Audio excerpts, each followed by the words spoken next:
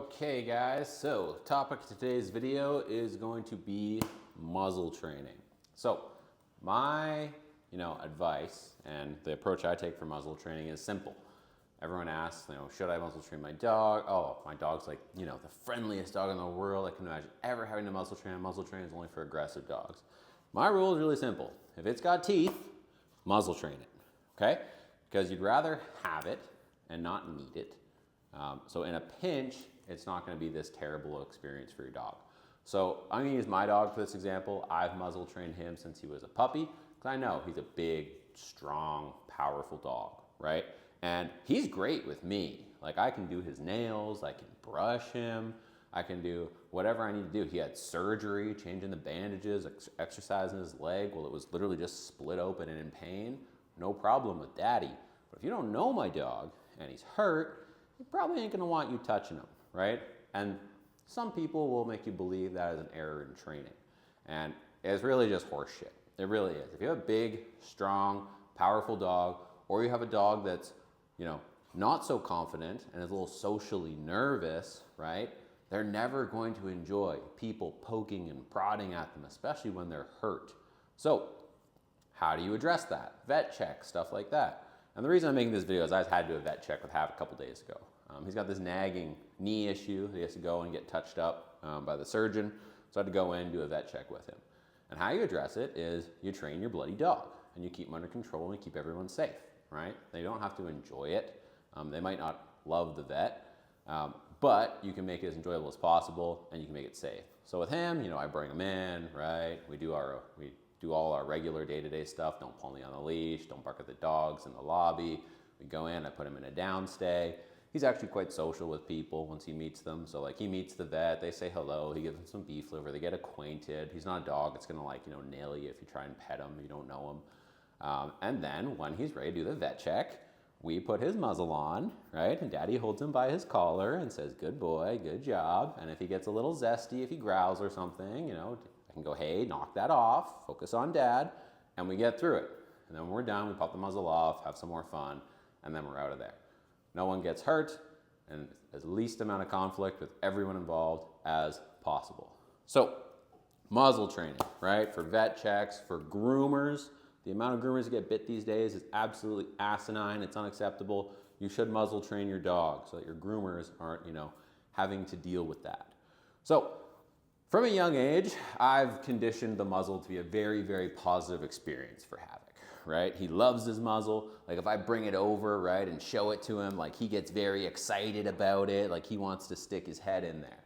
I'm just presenting the muzzle, get some arousal going for him. But we don't only train muzzles, right?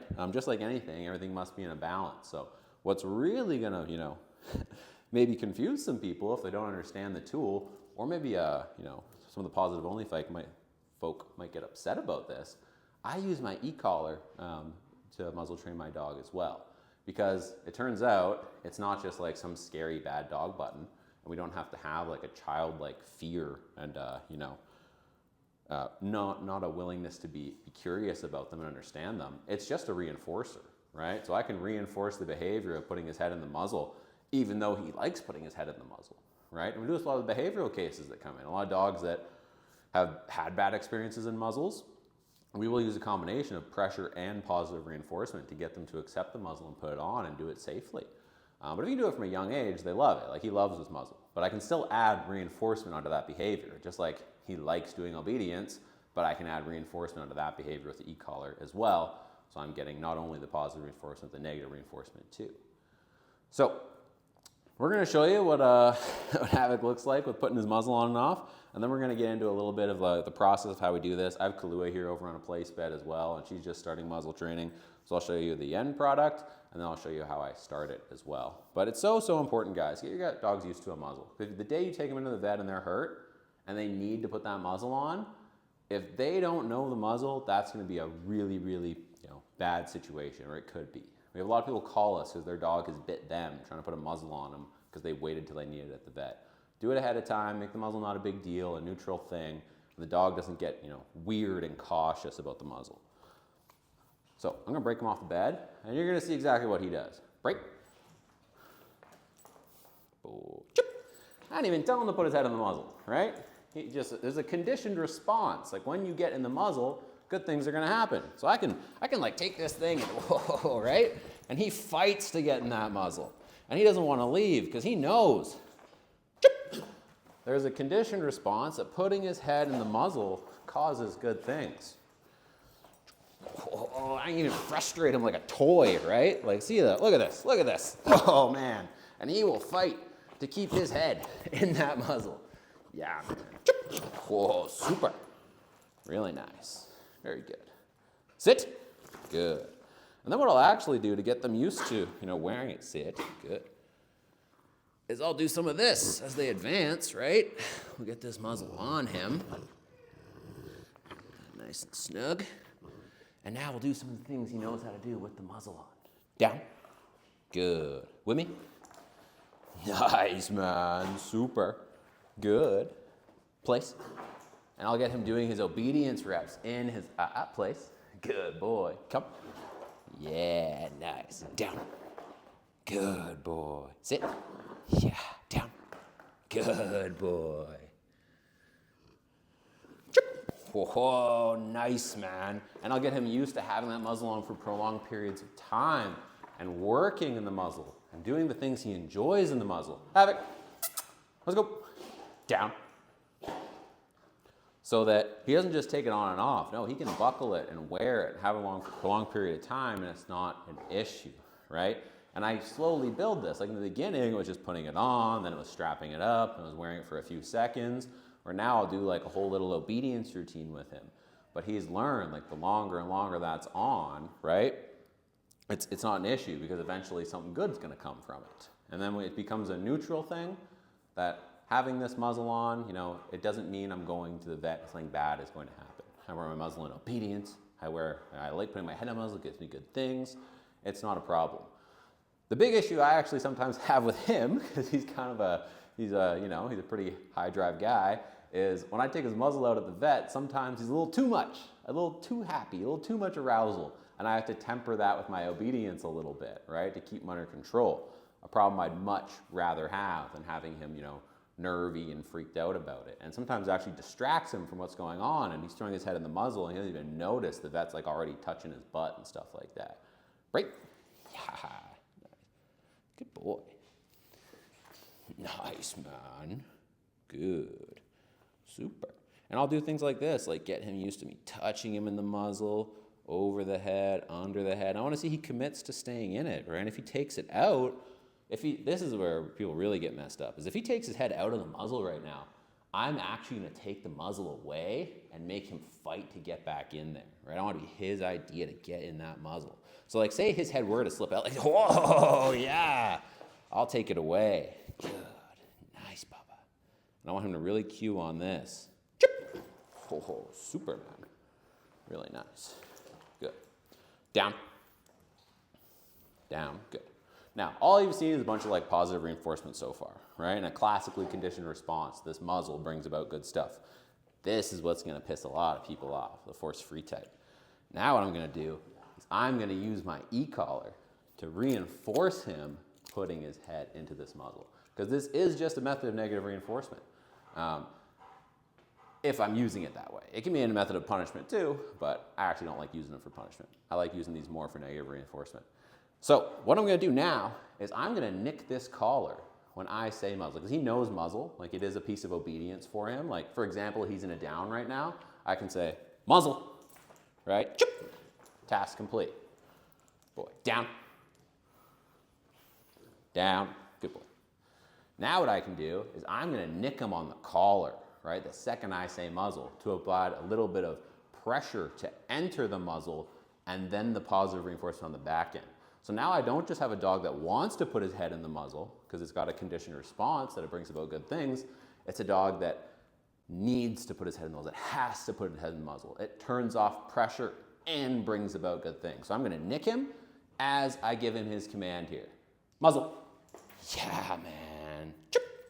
Good boy. Very nice. Sit.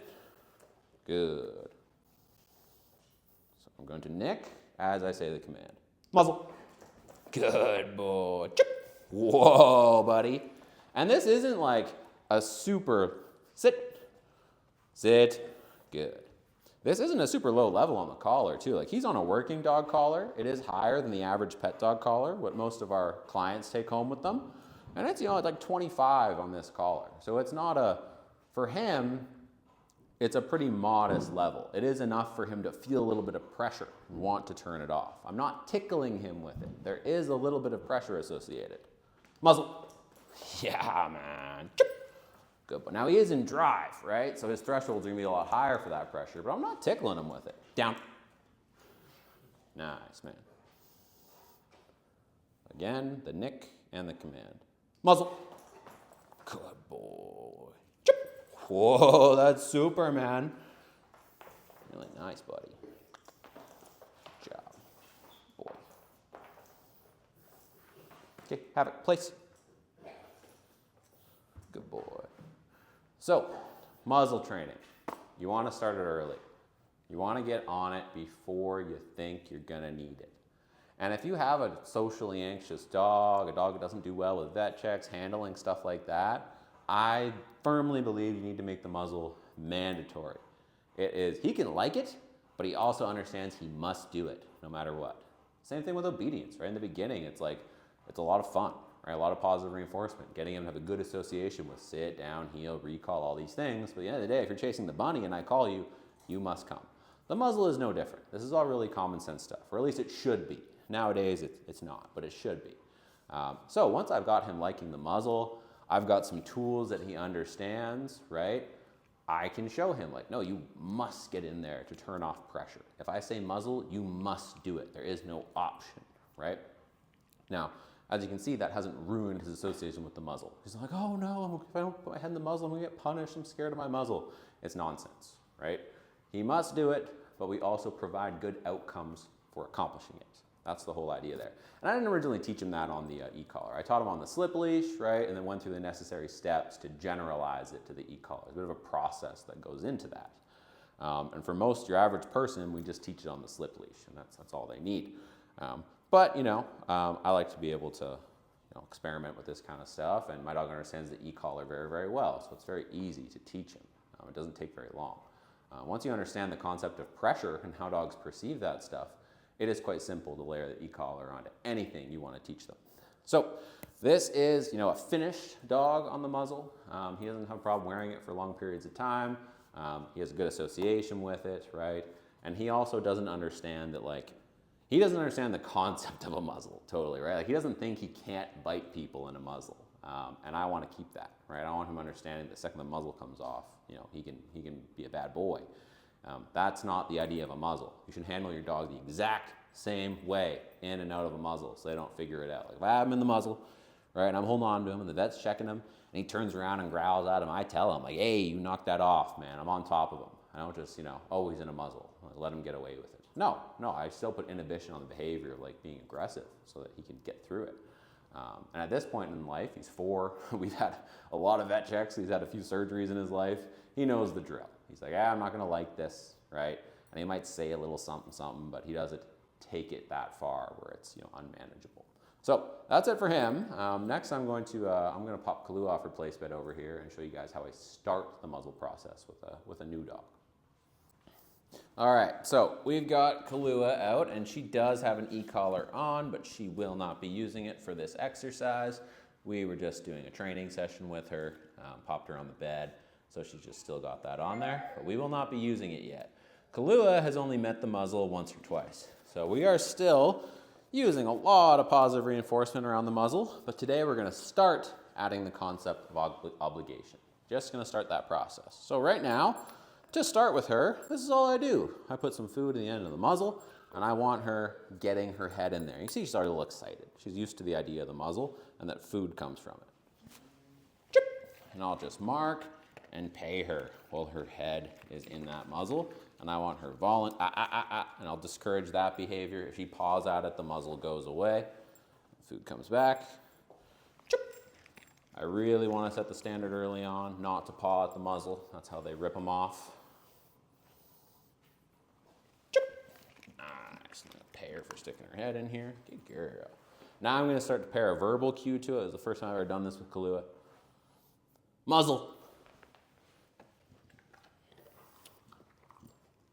Muzzle. Nice. I dropped some kibble there. We got a little distracted. It's all right. We're just going to do this a couple times just so she gets used to the concept of the verbal cue. Glue it. Muzzle. Nice, girl. Very good. Good job. Very good. Muzzle. Right? And we're going to start showing her this pattern. Very good. Muzzle. Nice job. Very good. Very good. Nice work. All right, now what we're going to start doing, just like all of our obedience training, by the way, it's no different, is we're going to start pairing a little bit of pressure to this muzzle.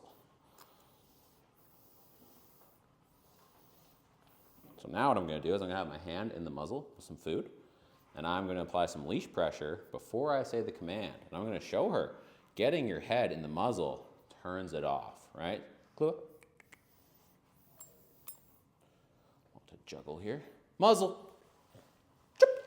Right? And when she puts her head in the muzzle, that leash pressure is going to turn off. Good job. Muzzle. Nice work. And what we're showing her is when she gets her head in the muzzle, it turns off the pressure and brings the positive stuff. So that the day Kahlua doesn't want to put her head in the muzzle, there is no option. There's no question about it. It's just automatic. Like, I put my head in the muzzle. Muzzle. Nice, girl. Very good. Nice job. And we're going to condition her to this idea for a couple of days. Right? We're going to do this for a couple of days until she starts really figuring out, okay, when I get my head in that muzzle, the pressure comes off. And then we're going to start giving her a chance, only applying the pressure if she doesn't do it, so we can really show her that, hey, we're going to give you a chance, but it's not optional. You must put your head in the muzzle. Muzzle. And I do all this groundwork before I start buckling them up. I don't just want to slap it on, buckle them up, and hope for the best, right? I want to get her understanding she must put her head in there. It's not an option. I will make it as pleasant for you as possible, but you got to do it. And then once I buckle it up, it's not a big deal, because then the muzzle isn't a physical restraint, right? She's not trying to rip it off. She has her head in the muzzle because I've said it is so, right? I've said you got to put your head in the muzzle. I've conditioned her to that pressure and how to turn it off. And I've also made the muzzle a positive experience for her as well. So I've got both those things working for me so that she's not trying to physically take the muzzle off, right? She accepts it and she knows that she must put it on and there is no option, right? We've taken that away. Muzzle. Nice girl, really nice. Right, because if you just do the positive only route, some dogs don't care about muzzles. They really don't. You put it on, they don't even notice it's on. And a lot of positive only people will be very disingenuous about that. They're like, oh, see, look, this dog was positively trained with a muzzle. You don't need to use any of this like leash pressure, e-collars, or anything like that. And for some dogs, it works. For the odd dog, it works. Most dogs, eventually, they're going to the point where they want to rip it off, they want to screw with it, or while you're trying to put it on, they might be in a state of mind where they're like, no, that's not happening. And that is where this stuff comes into play. So that's it for Kahlua for now. We're going to keep going doing this with her on a daily basis until she's at the same point as him, where she can put it on, wear it, all that kind of stuff for 5-10 minutes, however long she needs to, no problem.